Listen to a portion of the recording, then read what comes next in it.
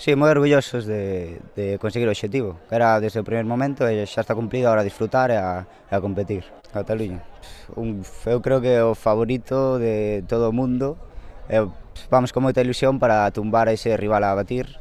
Eso creo que pode xogar un arma de dobre filo para nós se podemos ser vitoriosos dese partido. E, eu personalmente quería mandarlle un saúdo, pois que moita sorte e moito ánimo para que se mellore, porque é un dos mellores amigos que teño aquí dentro da selección, e desde a selección pues, mandámoslle moito apoio para que mellore, para que poda sair e xogar canto antes.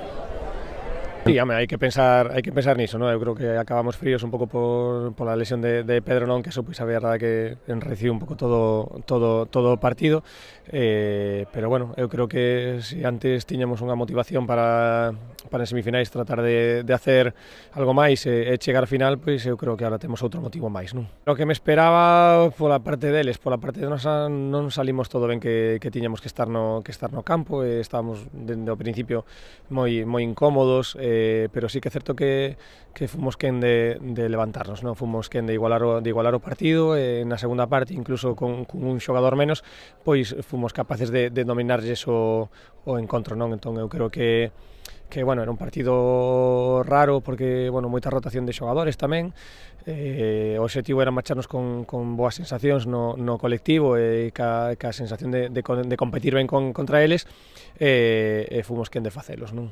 Era Cataluña ou Madrid, entón se queres ser campeón de España tes que ganar as dúas.